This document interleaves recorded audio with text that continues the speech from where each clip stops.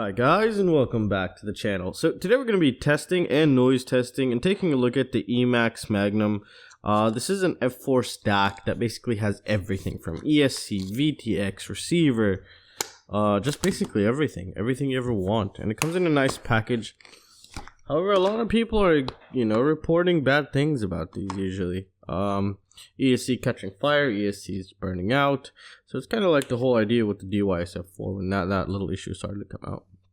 So let's go ahead and take a look at some of the stuff they give us.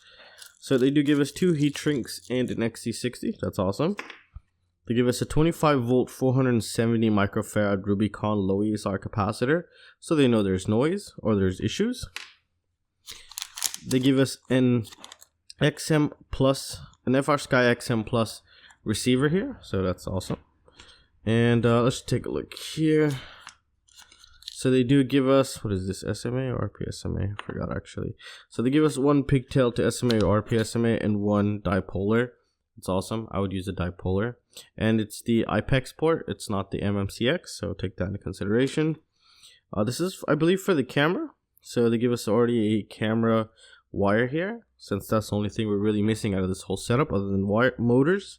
Power wires here for your Xt60 connector. Alright, they do give us the instructions and all that kind of stuff, so let's go ahead and take a look at this guy.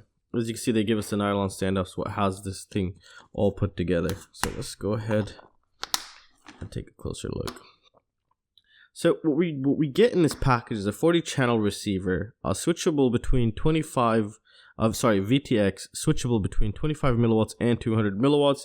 You get an F4 flight controller, and you get a 30 amp ESC below. However, everything is connected via pins, as you can see, pin headers here. Let's take a closer look here.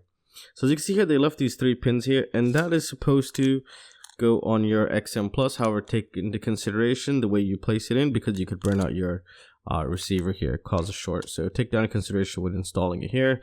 Go ahead and check over the instruction manual. So the previous version was just this 3 ugly colors, and now they've gone ahead and just made it all black, which looks a little bit more professional. It looks a little bit more, pleasing to the eye. The other one just looked terrible, to be honest.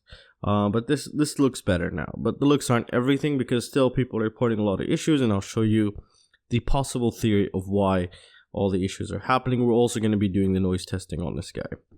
So as you can see, here's the VTX. There's a button to switch the channels, I guess, in frequency and everything. So that's all nice and done. It is connected with pin headers, you can see right there.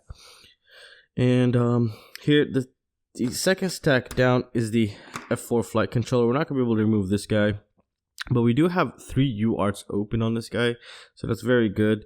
And here we have the motors. If you are not going to be using these pin headers to connect to the ESC here, we're going to take a look at the ESC in a little bit right now. So as we can see here, we have 3 tantalum capacitors and 2 coils. So that, that's for the regulators on board, but I don't know why they have 2 here. There you got your OSD. We have our little boot button right there. And this, I don't know what this is just yet, but we'll check it out in a bit. And it's overall, it looks like a nice F4 board. There we got our camera input, so you have the video in, 5 volt in ground right there. Alright, so on the bottom here we have our signals for our motors, 1, 2, 3, and 4, but they're not in order, as I believe. Yeah, we have 6 motor outputs, so 1, 2, 3, 4, 5, 6, 5 volt in the ground.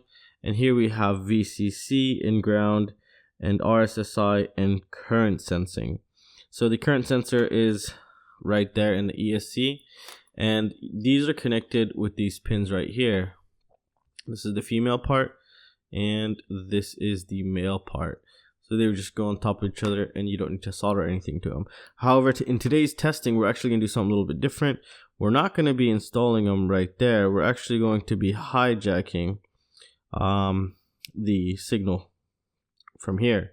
So we're going to do the same kind of connection. I know where everything goes. We'll take them out from possibly inside the pins, unless we get... They didn't provide me with the connector that goes here, which is kind of annoying, to be honest, but that's totally fine. I don't think they're expecting anyone to use this anyways. So what I'm going to have to do is I'm going to have to actually hijack through one of these. I'll just solder wire and just stick them in there, and just route them correctly to the correct places. They do show us, and I've already mapped out these to what pins right here. So these pins are basically VCC, ground, the motors 1 through 4, and current sensing. So we're obviously going to ditch current sensing, and what we're going to do is we're going to install the motor 1, VCC, and ground, and then hijack the motor 1 and induce a noise testing script in there. So yeah, that's going to be pretty cool. So it does have a buzzer also, so that's pretty awesome. Alright, so let's take a look at the ESC before we actually test this guy. So it is a 30 amp ESC, and they're naming it the Bullet 4-in-1 ESC. Now the Bullet, as you guys previously know in my channel, it never tested good at all. So this one, I don't think it's going to test good either. There is no filtration, there's barely any filtration. If you could take a look at those, are absolutely tiny, like hella tiny. So, you know, I don't know what to expect, but I really don't have any high hopes. And that's really it. So I'm gonna go ahead and prepare everything, and then we'll just start noise testing.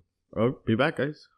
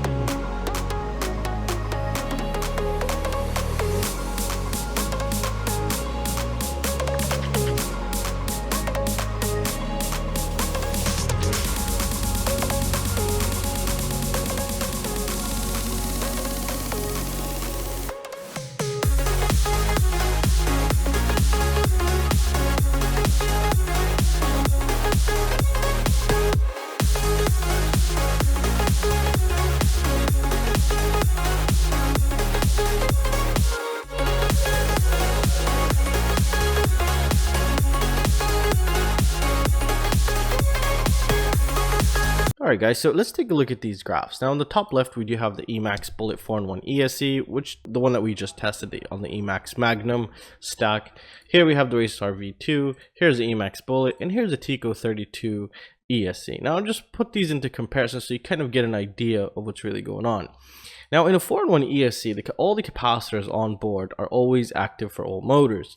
So that means we just tested for the filtration for 4 ESCs with 1 motor, and we got this result, which is not a very good result. That's what that is. With 4 motors, it'd probably be a lot worse.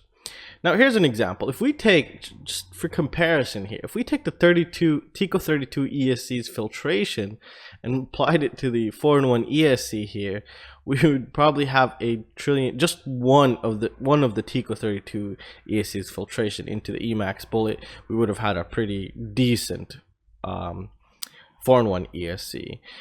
This is just in comparison. This is just one ESC, and it's just insane. This is just, yeah.